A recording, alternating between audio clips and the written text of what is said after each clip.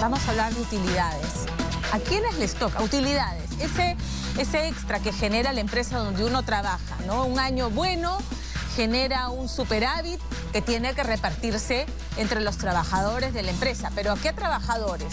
¿A qué colaboradores les corresponden las utilidades? De eso vamos a hablar ahora con el profesor Percy Alache de ESAN. ¿Cómo estás? Bienvenido, Percy. Muchas gracias por la invitación. No a todos les toca utilidades. Así es, ¿no? Primero definamos utilidades. ¿Qué son las utilidades? Utilidades son las ganancias que generan las empresas, ¿no? Y ahí hay un requisito que establece la ley. Empresas que generen renta de tercera categoría, es decir, actividad lucrativa, y empresas que tengan 20 trabajadores a más. O sea, con lo cual microempresa no está dentro de este beneficio, recibos por honorarios tampoco está dentro de este beneficio, la economía informal tampoco está dentro de este beneficio. Y ahora se entiende por qué tanto se resisten en hacer crecer su empresa o ir formando más pequeñas, porque te aumenta la planilla, entonces tengo que repartir mis ganancias. Qué Así feo. Es una forma de atomizarse, ¿no? Sí, precisamente para poder distribuir la ganancia en un número mayor de empresas. De acuerdo. Muy bien, entonces, incluidos en el reparto de utilidades están todos aquellos trabajadores que están dentro de la planilla. Así es. Así es. ¿Cómo se calcula el reparto de utilidades? ¿Cómo se calcula? Depende de dos factores fundamentalmente. De los días de trabajo, los días que yo voy a trabajar, y hay otros días adicionales que también se consideran, o la ley considera para efectos de utilidades. Aquí había un cambio bien importante, ¿no?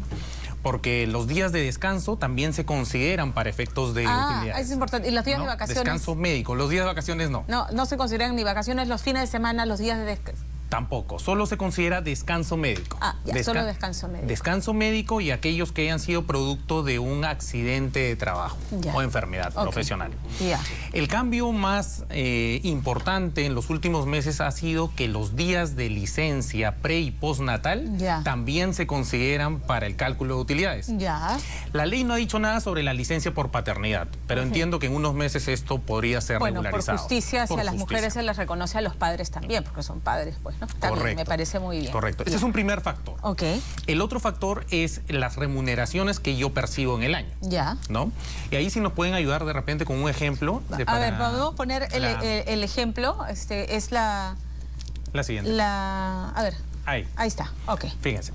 Vamos a la diapositiva anterior para comentarla.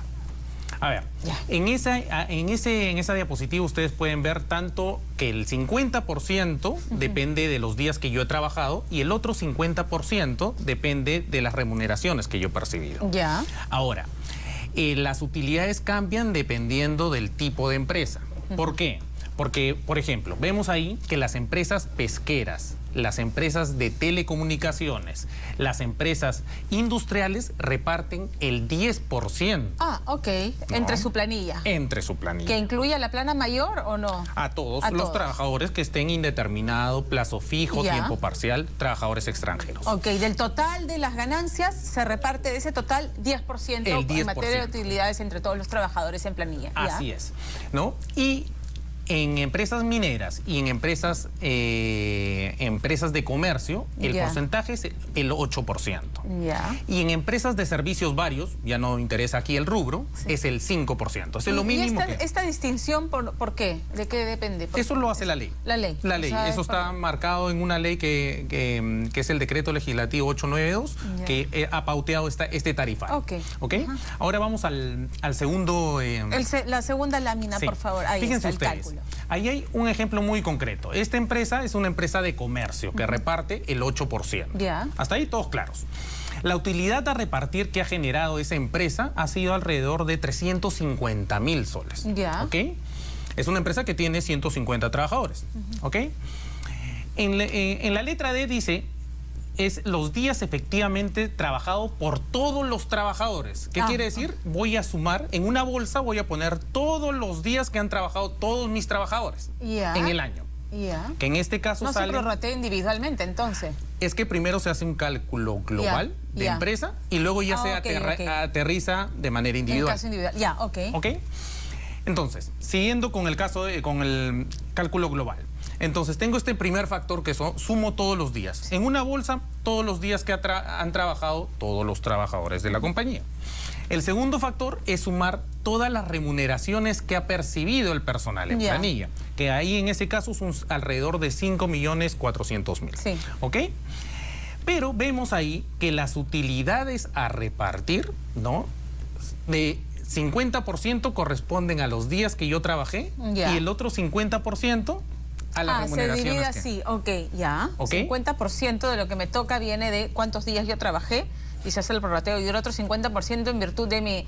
O sea, se hace de acuerdo a tu remuneración, se calcula. Así es. No es que a todos les toca por igual. No a todos les toca por igual. Depende, por ejemplo, un trabajador laboró 260 días, otro pudo haber laborado 240. Claro, pero quien percibe 1.000 y el que percibe, o sea, 2.000, el que gana 2.000 va a tener más utilidades. Naturalmente. De acuerdo al sueldo. Naturalmente, ¿no?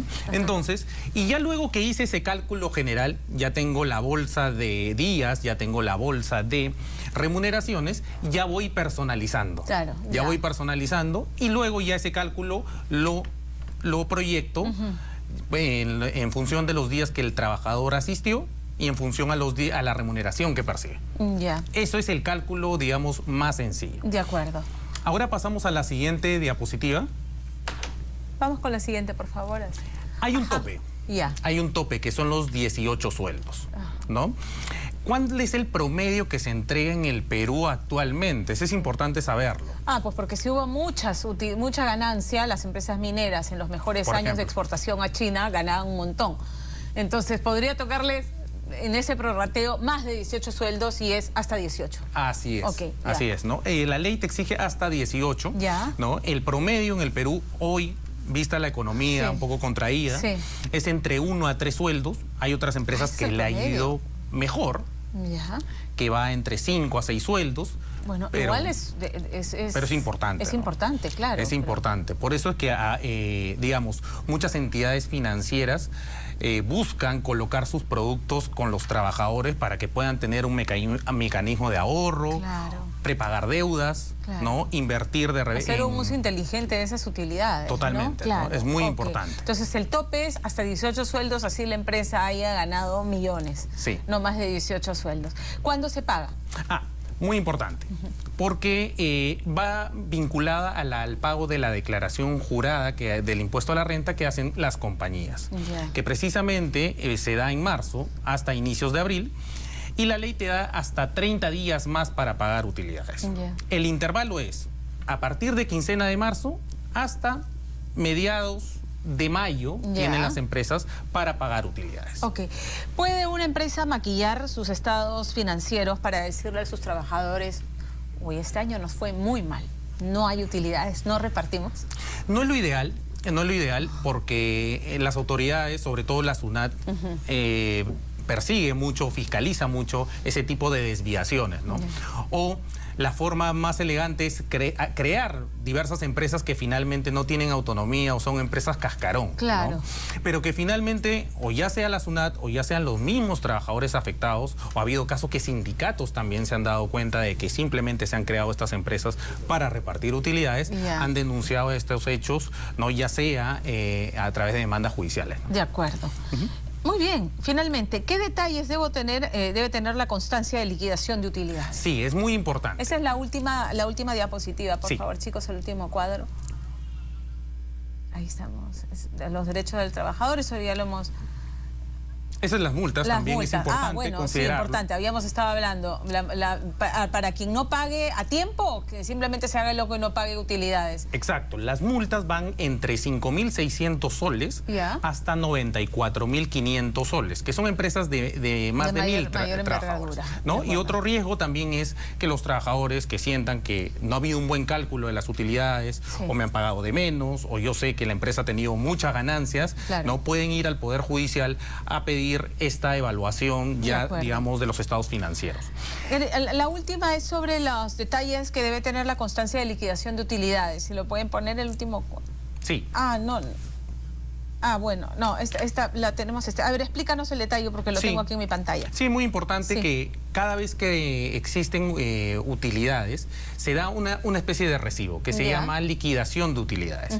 En esa liquidación de utilidades yo veo ese cálculo que nosotros todo hacemos. Ese cálculo tiene que estar detallado, ¿no? ¿Cuánto he calculado globalmente? O sea, cuáles son los días laborados en toda la compañía, el total de remuneraciones que se han recibido y luego ya personalizado en función a los días que yo trabajé y a la remuneración que he ganado en el año 2018. Muy bien, Percy, muchísimas gracias. Siempre tan didáctico. Un gusto. Muchas gracias. Este fue nuestro bloque ESA.